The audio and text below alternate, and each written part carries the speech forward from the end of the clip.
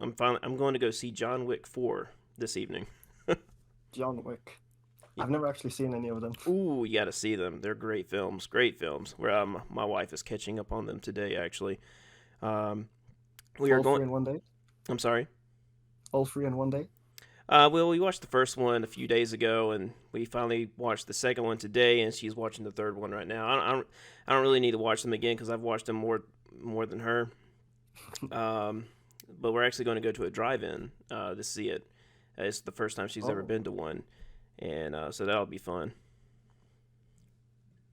wait. So, John Wick. Like, what's it usually about? Is it just like guns and action? Have you seen the Transporter? I don't think so. I'm not much of a movie guy actually. Gotcha. Well, it's just it's an action movie. It's I like to think of it as gun dancing, gun choreography,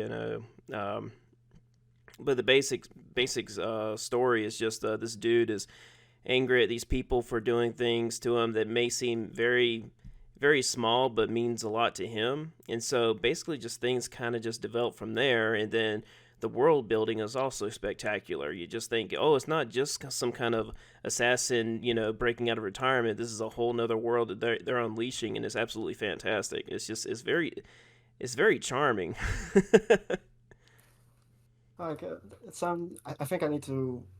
I need to at least watch one of them and like in the next year or something like that. Yeah, the first one is about as to put it, this might sound harsh, but it's very true. But the first one is very mundane when it comes to world building, but it's still a spectacular film. It's actually, if it would be my favorite one if it wasn't for the third movie. But I like how general it is, how it keeps everything general and straightforward. And then if you want to watch more, John Wick 2 develops significantly more on the world building. But number one keeps it very low key because they don't want to throw too much at Uh, you, of course, because they don't want to overcomplicate the movie itself. And you can tell that they threw some things in there just in case they wanted to build up on it later, which they definitely did. right. And so you would really have to watch it just to really understand what I'm talking about. It's just a spectacular set of films. John Wick 2 is my least favorite one, but John Wick 1 and 3 are awesome, and I can't. And apparently John Wick 4 is just totally blowing it out of the water right now. It's the longest movie. I believe it's 2 hours and 45 minutes. Yes, I saw like apparently like it was over like 3 hours before before they Mm-hmm. did the final cut. It's about 4 hours long. That's insane. That's longer than Avengers Endgame. That's something.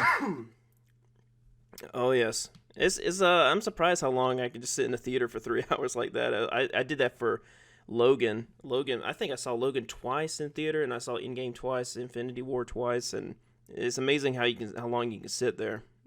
Right, like especially if like the stories like and the actors do their job and if the story's good it just like keeps you engrossed. Like it's actually a tough thing to do. Like not many movies actually do that now. Like Hmm.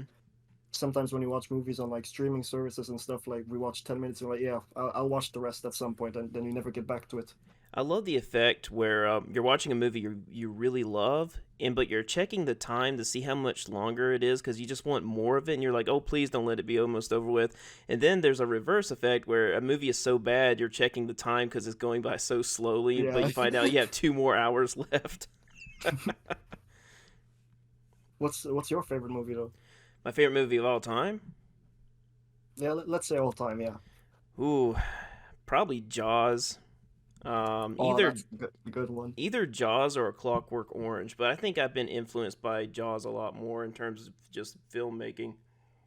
Like Jaws is such a good like horror film. Like just everything from the sound design to like just the camera shots and everything. It's Oh and yes, especially for its time. Like it, when did it come out? Like the 80s or 90s or 1975. s- even earlier than I than I thought it was. It's amazing what they got away with, and the shark is so impactful that it feels like it's on screen a lot longer than it actually is, just because Mm, they nail the presence of the shark so well. The shark doesn't even have to be on screen for you to even be thinking about it. no, like I mean, like the thing I remember most about Jaws is just the sounds. Like, do you know the iconic like the Jaws theme, like when the shark, you know the shark's there, but you don't see it yet, and then Hmm. bam, shark. Yes. I just wish there was an original cut for that. I think they lost a lot of footage. I think they almost lost a bunch of footage. I think yeah they almost lost all of it because the orca wasn't properly staying afloat. I think they lost a lot of Oh, equipment. There was a lot of complications with making the movie, but it's a miracle that they were actually able to get it out there. But still right, became one right. of the greatest films ever made and one of my favorite film of all time. Good film to have as your favorite.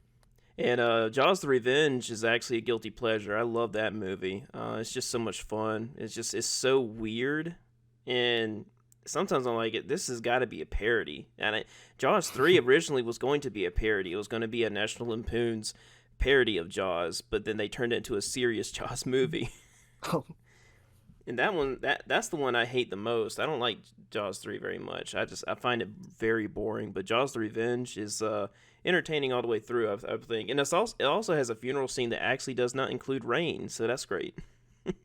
it goes away from all the cliches and stuff. Yeah, that's one thing John Wick does. There's a funeral and it's raining. I'm like, come on, guys. I mean, if I think about it, uh, in like this original Spider-Man trilogy, there was a funeral, but one of them didn't have rain, I think. I'm Hmm. not sure. I know whenever I'm at a funeral and it starts raining, I'm like, how cliche. Couldn't come up with anything else more creative. Yeah, like a tornado. What kind of or an earthquake or something like that? Something interesting. Spice things up. Oh yes, I wonder if anyone's ever been at a funeral during a tornado. That's had to have happened at least a few times.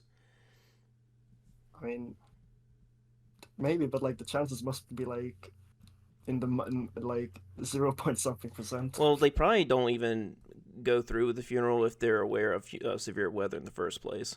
Yeah, it's not a risk that people want to take. Oh yeah, you don't want your loved one flying around in the air. Thank you for listening to this podcast clip. If you want to watch more of the podcast, the full podcast is in the link in the description, along with my guest channel name. And if you would like to guest in a future podcast, please contact me and we shall talk so we can discuss many, many topics, more to come. Other than that, have a glorious day.